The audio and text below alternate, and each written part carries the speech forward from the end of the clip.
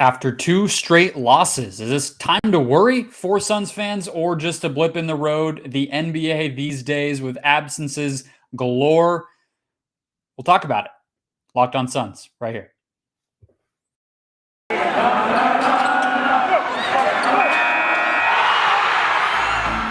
You are Locked On Suns, your daily Phoenix Suns podcast.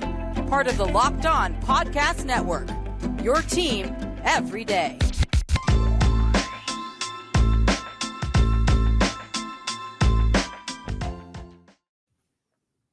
We are back. This is Locked On Phoenix Suns. We are part of the Locked On Podcast Network, and I'm your host, Brendon Kleen, covering the Suns the past 5 seasons as a credentialed media member and a contributor at Suns.com and Dime Magazine. Thank you for making Locked On Suns your first listen every single day, helping to grow this YouTube channel little by little. We have crossed over the 700 threshold on subscribers, and we got to get to 750. Let's just do it by the end of the week. Let's knock it out in one fell swoop. This towel could be yours. We are the Valley from last year's playoffs. I will send it to you personally. I will pay for postage, the stamp, the address, whatever it takes to get it to one lucky subscriber once we get to 750. So get me there, please. You can also, of course, listen wherever you get your podcast. Subscribe there as well. Every little bit helps as we get closer to a new year of Suns basketball. So thank you all. And if you want to keep following along, it's at Locked On PHX Suns on Twitter. Gonna work some mailbag questions in today, guys. So I like to kind of do this way with the mailbags. Thanks for constantly giving questions at the Suns subreddit as well as on Twitter. Again, that's at Locked On PHX Suns. Always love to get your questions, and then this is always a fun way to incorporate them, not just purely question, answer, but we'll work them in. We'll talk big picture stuff, but that's the main question. Are these Suns broken? Are they broken? No, it's not going to be that. Of course not. They are not broken. There's nothing disastrous going on, but since it's been basically 2 entire months since we saw 2 straight losses, despite a lot of injuries and absences throughout that, doesn't necessarily explain it all away. It's time to at least look at that a little bit. And so I have 3 basic places that I want to go. The absence of Deandre Ayton, or the poor play of Deandre Ayton in these 2 games, Devin Booker's shooting, which I got a lot of questions from you guys about, and then just generally, again, the challenge of judging this Suns team right now, which is something I talked about last night in my recap of the Suns-Grizzlies game, and I want to hit on it again. So that's the layout. That's the lay of the land here. First question to that end comes from A. Jenkins on Reddit. He said, both the Christmas game and the Grizzlies loss have further solidified Ayton's value to the team, ironically through lack of touches in the former and lack of playing in the latter. What is the argument against getting Ayton more shots, and what are you seeing our team or other teams do that forces the offense away from Ayton when it's pretty clear he's got a favorable matchup? So what I'll say here is, first of all, I don't think he had a favorable matchup in either game. I mean, he didn't play in the Grizzlies game. He would not have had a favorable matchup. Of course, Steven Adams was really tough for McGee, really tough for Jalen Smith, and would have been really tough for DeAndre Ayton to handle. But also in that first game, I actually think against the Warriors on Christmas Day, Kevon Looney played really well. And size-wise, obviously, a 6'11", 7-foot guy in Ayton is always going to, for the most part, have the size advantage unless he's playing against, Rudy Gobert or Adams or somebody like that. But Draymond Green, Kevon Looney, of course, Ayton is bigger than those guys. He scored his fair amount against both of them, but it was those other areas where he didn't necessarily excel. So we'll get to all of it. But I do agree generally. I mean, the point here has to be stated that the Suns, as currently constructed, need DeAndre Ayton. It's part of why Monty Williams is such a perfect fit here, and that his system has worked so well here. It's a testament to Ayton fitting into it and Monty building it the right way. But with how much of the offense they run through the elbow, the sophisticated pick and roll stuff that the Suns like to do, that all needs Ayton to work. It needs a center, a very high level center to work. And then probably most importantly, defensively, they don't play very big. I mean, James Jones has put together a small roster. They have a 5'11", 5'10" point guard. They have a 6'6" power forward in their starting lineup. So Ayton being there at the rim at all times, patient and using his length and athleticism to deter shots at the basket and not foul and all that is huge. It's part of, I mean, it's probably the biggest reason why their defense is the way that it is, and that it's been so elite and high level for the past 2 seasons. So again, the Suns need Ayton the way that they are currently constructed. It's not to say that there's no version of the Suns that might not need Ayton quite as bad, or that they can't win without him playing incredibly well. But I think it's obvious that the way this roster looks and the way this team plays, to beat the best teams 4 times out of 7 in the playoffs, they're going to need Ayton to be at his best. That is almost impossible to argue because we've seen it. We've seen it in action, both on the winning side with Ayton playing well and being part of that recipe, and when he doesn't play well or a team is able to, outmatch him, then the Suns tend to lose. So it's pretty obvious to anybody who's watched that that's true, but it is a little bit more complicated than that. And that's to your point here, because these games were on polar ends of the spectrum, and yet both of them kind of showed why it's so important for Ayton to play really well and the ways in which he needs to play really well. With Memphis, obviously, they're huge, and so you need Ayton, you want Ayton out there to match the size, the energy of the big men on the Grizzlies. And then Golden State plays very small. So you want Ayton to be out there to attack those mismatches, to rebound, control possessions, end possessions on the defensive end and all of that stuff, which he just didn't do. He only had 7 rebounds in that game, and that's probably the single biggest miss that he had here. But if you look a little bit closer too, statistically, the Suns defense has actually been worse this season when Ayton has been on the floor. And overall, a lot of lineups have been. Ayton has been a negative for this team, which is very surprising and doesn't back up what I think we all see and what I just described. And that's something that can be hard to wrap our heads around sometimes. And it's not the whole answer by any means. The numbers are not the entirety of what you use, but it is a nice balance to look at. The defense, again, almost 6 points worse per 100 possessions, allowing nearly 6 more points per 100 possessions when Ayton is out there than when he's on the bench. And that's a lot because all bench lineups for the Suns have been pretty good. And then the starters plus a different center, whether that be Frank Kaminsky or JaVale McGee, have been excellent. Those are 2 of the 3 best lineups for this team on the season. Now, the Ayton lineup, the regular starting lineup, has also been very good, but those other lineups with bench guys on have been even better, which is what actually gets you to the negative, especially on the defensive end for Ayton's minutes. And again, it doesn't really add up. It doesn't necessarily add up when you watch him. You know how important he is to the defense. Obviously, in a key defensive possession, you would think, all things equal, the Suns would want Ayton out there, and he will be when push comes to shove in most every situation come playoff time, yet the numbers spell the opposite. So with all of that said, Ayton has always had the most riding on him on this team. I mean, I think that's obvious. These games did not introduce us to that concept. The Suns are built to need him. They are built in a way where he has to be there for them to be at their best when he's inactive, when he doesn't play at the elite level that he's expected to, then they're not as good of a team. That's true of any good player. I mean, that's true of any team in the whole league. If you don't have them, you're going to be worse, or you're going to have to make pretty big adjustments to the way that you play. But I will never give in on this. Feeding him, going to him, all these things that I constantly see in my mentions every time the Suns play a game and he, has a hot half or a hot quarter and then doesn't end up getting the ball again.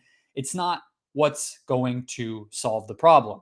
This offense does not feed anybody, not even Booker, not just Ayton. It doesn't feed anybody. It doesn't run solely through any one player. It's just that Booker, Chris Paul, and Cameron Payne have the freedom to go off script because they can create shots for themselves and their teammates at a good level, and the team needs them to do that because they have earned that trust. If Ayton was polished enough to go off script and to have it work, be a shot creator, then Monty would run offense through him as a post guy, as a face-up guy.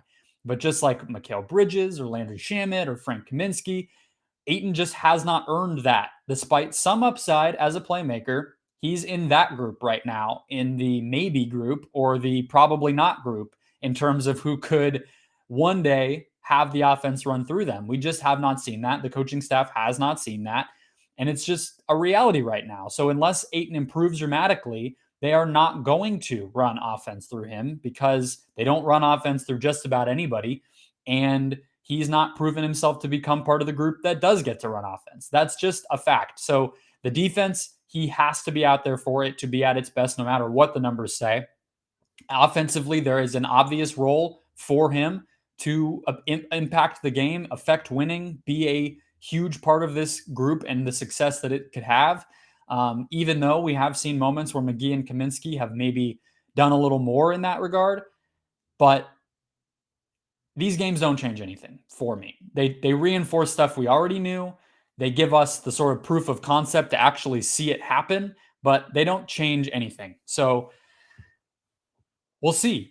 I'm optimistic that he can keep flashing some of the stuff that has made him look more intriguing this season. He's added some stuff to his game, and the next 50 games or so will be about making it more consistent and important and impactful, and actually earning the trust to do some of it more consistently in games. We'll see, but unless something dramatic happens, it's going to be the same role for Ayton. And unfortunately, Jenkins, I don't necessarily feel like it's the opposing defense doing anything. I think it's just not in the cards for him to be a focal point on offense.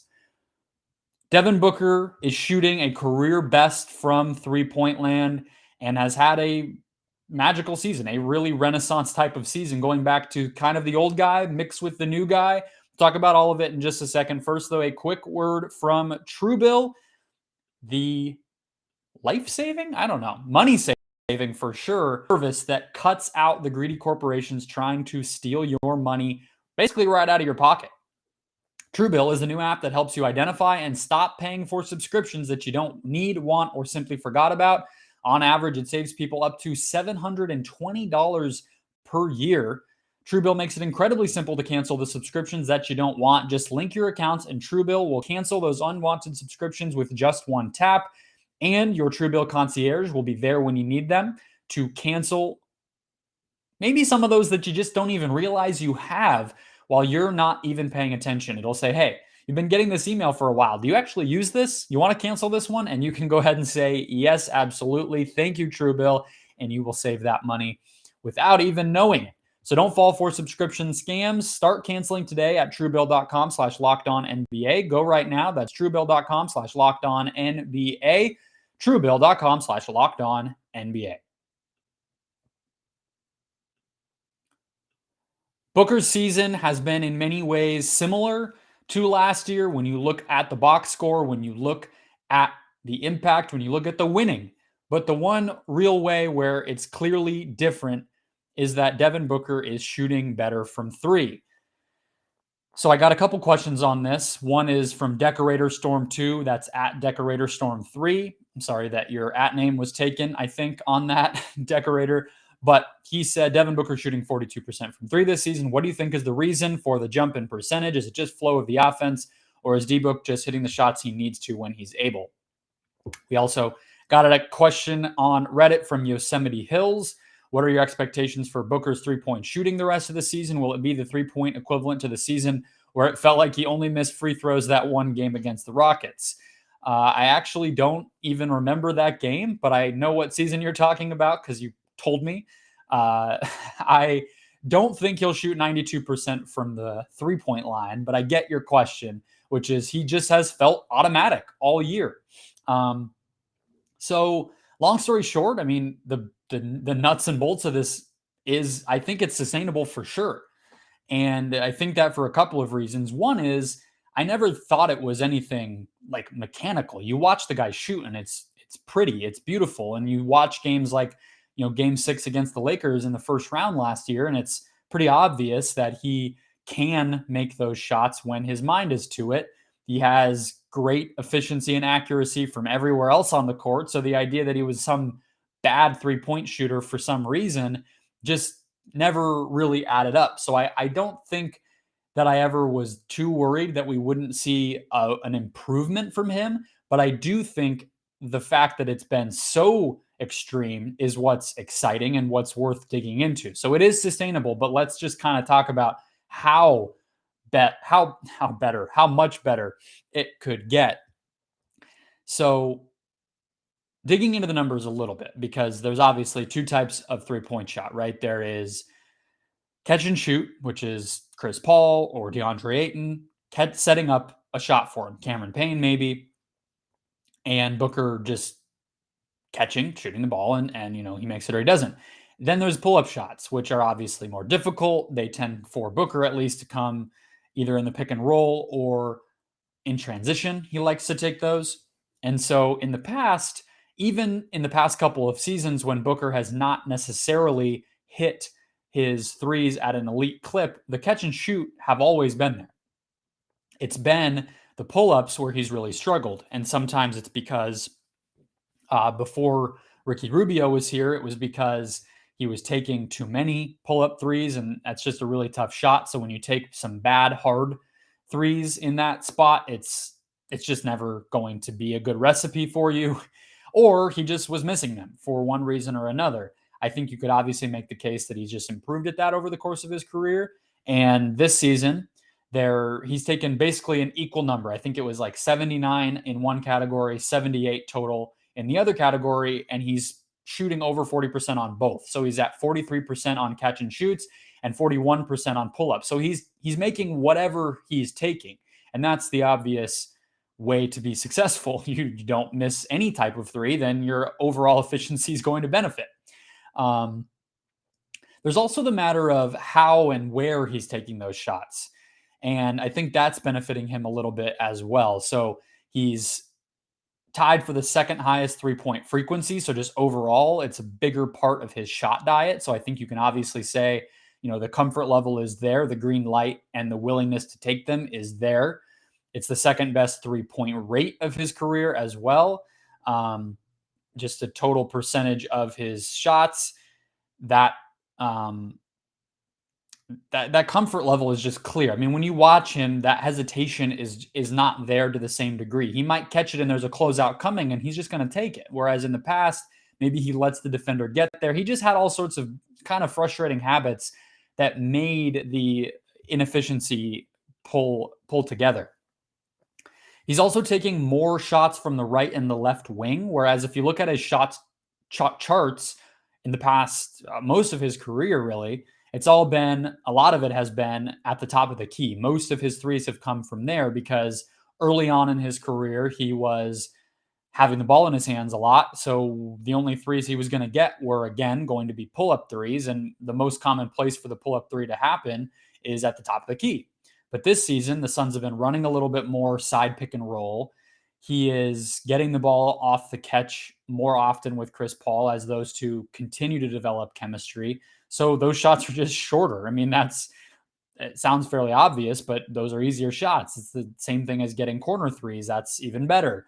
You take more threes from places that are easier to make them, and you're going to make more. I mean, that should be how the math works, right?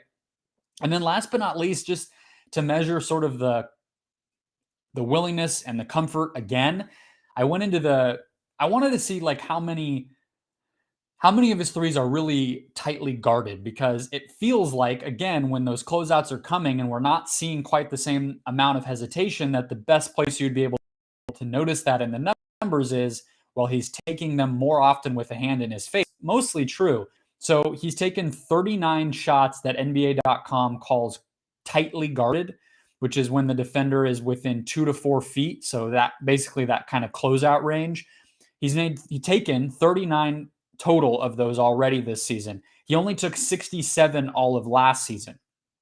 And, so he's on pace to eclipse that. And both of the efficiencies last season and this season are about 29%. So he's making the same proportion, which you would expect would be kind of low because it's a hard shot if the guy has his hand in your face.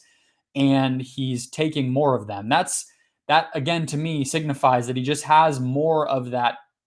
He's just settled in with the fact that I'm going to go out there and I'm going to take these shots when they're there for me. And so I guess to answer your question, Yosemite, expectations for the three-point shooting, and then decorator, you said, is it just in the flow of the offense, or is he just hitting more of them? I think the answer is yes to all of it. He's making more of the shots that he needs to make, 43% on those catch and shoot, but he's also taking and making more outside of the flow of the offense in those pull-up situations from all over the floor, and he's just making them. And at the end of the day, you just got to make those shots to increase your efficiency, and he is. Something I've been hitting on a lot on the pod lately is the difficulty of judging this Suns team, and I was glad to get a couple of questions about this because it's hard to always know what's going on with this group because of the injuries and the streak and COVID now and how they play and different guys going off at different times. It can be sort of confusing. One thing that's not confusing, though, is where you go when you have that hunch or you're just feeling it and you want to make a bet. Well, that's BetOnline.ag. BetOnline has you covered throughout the holiday season and into 2022 with more props, odds, and lines than ever before as football continues its march through the bowl season and the pro football playoff. BetOnline remains your number one spot no matter what sport you're betting on any time of year. Head to the website or use your mobile device. Make an account today, and when you do, use the promo code LOCKEDON when you make your first deposit to receive a 50% welcome bonus. That's promo code LOCKEDON when you make your first deposit to get a 50% welcome bonus straight to your account. From basketball, football, even your favorite Vegas casino games, don't wait to take advantage of all of the amazing offers available throughout 2021 and into the new year. BetOnline remains the fastest and easiest way to bet on all of your favorite sports. BetOnline, where the game starts. It's the new year, so that means New Year's resolutions. And if yours is about getting fit or eating healthier, make sure to include Built Bar in your plan. Built Bar is the protein bar that tastes just like a candy bar, or maybe even a little better. That would be my vote. They are, for the most part, going to taste a little better. Built Bar makes it easier to stick to your resolution because it tastes so good, you want to eat it. That's the difference here. Unlike other protein bars, which can be chalky, waxy, or taste like a chemical spill, Built Bar keeps you coming back. They are sweet. They are delicious. They are covered in chocolate. You want to eat healthy, but it can get boring. By like week 3, you're thinking it's just not worth it. You start to have that fix in you, a little bit of chocolate. You want something sweet. Built Bar has you covered. Most Built Bars are around 130 calories, 4 grams of sugar, and packed with 17 grams of protein. Compare that to a candy bar, which is about 240 calories and 30 grams of sugar, and you get the idea. So here's an idea for the new year. Go to all of your secret treat stashes at home, the pantry, the office, the car. Throw out those candy bars, replace them with a Built Bar, and you will not regret it. To do all of this, to start the year off right, go to Built.com, use the promo code LOCKED15 to get 15% off your next order. That's promo code LOCKED15 for 15% off at Built.com. Couple more thoughts for you, couple more questions to answer here on the pod today. Thank you for making Locked On Suns your first listen each and every day. So coming off of a couple of losses here, I am thinking about a lot of things. I mean, I think you guys are too. So Rye Guy, I'm just going to use your question here as a way to jump off. You said on Reddit, what are your thoughts on the 2 consecutive losses? Do they worry you? Do you think they're nothing to be concerned about? And I mean, it's a little bit of both. I mean, I think they exposed some things about this team. I talked about Ayton. I talked about Booker, and him continuing to play well for the most part has been a really promising sign that he's able to really get the scoring juice going when they need it. That has continued from the playoffs. We've seen a little bit of Olympic book in terms of doing more, helping on defense, playmaking, doing the little things, playing with energy. I think I was looking back because I asked on Twitter your guys' takeaways from the Suns-Warriors game, and I got 10 or so answers of all different shapes and sizes. And I think when you go through, and I was also going through the Reddit post-game threads, and when you're able to scroll through that and you see every single player mentioned, and you see every explanation, but especially coaching and officiating, that's how you know that you lost to a team that just straight up outplayed you. And I think at the end of the day, that's what happened in these 2 games. There were absences in both of them, so I won't ignore that. I'll obviously keep mentioning that, but I think against the Warriors on Christmas Day and against Memphis on Monday night, the Suns just got outplayed. And sometimes that happens. And I think the best way to know that, again, is when every answer comes up. There's not one thing to point to because there's not one reason they lost. They lost in most facets of the game, and that's how you lose a game. With all of that said, though, I said this on Monday too. I think the Grizzlies are legit, and I might be more scared to play them than the Jazz in a second round playoff series, honestly, truly. I also think the Warriors are the best team in the NBA. I think they are better than the Suns right now. I think they're better than the Bucks right now. And their defense is the biggest reason is the defense, and it's the single most dominant unit in the league. Go through any team in the league, go through their offense, their defense, find an area in the game where they impact the most, and I guarantee you the Warriors defense is better. That's just the truth, and the Suns are going to have to go through them. But again, this team is hard to judge right now. It just, whether you look at the schedule, which obviously during the streak, we can all admit they were able to beat up on some bad teams, Houston a couple times, and they beat Oklahoma City last week, and they played the Kings a couple times, and they took advantage. They took care of business. But there's also Chris Paul taking a back seat, which makes everything harder to gauge. There's the style that the Suns play, which, as I was just talking about with Ayton, can make it hard for one player to always go off or always be a big factor offensively. And they've just had a lot of guys out. I mean, it has felt, for the most part, they haven't missed a beat, but Nader's been out most of the season, it feels like now. Kaminsky has been out for quite a long time. Ayton has missed a few games. Booker had his absence. They've now had these COVID absences also. So it's the nature of the league this year, but it's also some specific things about how the Suns play. It just makes it hard to come down on one side or the other. I think there's going to be some things that they do during the playoffs that maybe take us off guard. I think their stars are going to really rise to the occasion, as we saw last year. So until we get there, there's just some things we won't be able to accurately gauge. But I also think, back to the, I guess we're doing sort of the nervousness and the confidence, both sides of the spectrum here. I think they do have a few clear needs, and I think we can say that pretty definitively. We're almost halfway through the season now. A big forward, again, talking about the lack of size, the way they have to play defense, and the lack of rim protection at times, the lack of just when they play a big team like the Grizzlies or even the Warriors, who don't have a big center necessarily, but they have size at every spot. That's what they've always done with their team building. So it's like, they might not be huge at the 5, but they have, a big, solid power forward in Draymond Green. They have Andre Iguodala, who can play the 3 or the 4, and he has size. They have Gary Payton, who physically imposing at the 1 and the 2, and they have Kuminga, who's huge, and they have Jordan Poole, who has good size for the wing spot. So that's tough, and the big forward really do make a big difference in that spot. So would a wing defender, and we've been talking about that for the whole season now. Nader wasn't really cutting it. He's pretty solid on defense, but just not good enough on offense to stay on the floor. Torrey Craig's gone. And then last but not least, a shot creator. And coming off of that Warriors game, I probably would have said that's the number one need. And I think it probably still is, but you could say that about almost every single team in the NBA. And the reality is they're hard to find. Unless the Suns are going to get Harrison Barnes, I'm not sure they're going to get a guy who's going to be a huge difference maker in a postseason situation. I don't know if Eric Gordon is good enough. Thaddeus Young is not that guy. It's hard. It's hard to find. So they can still plugging those holes, but those are the needs. Big forward, shot creator, wing defender. And depending on the matchup, one or the other of those is going to flare up. And it's just the nature of the beast. There's not a one dominant team in the NBA. You can poke holes in everybody. You can poke holes in the Suns.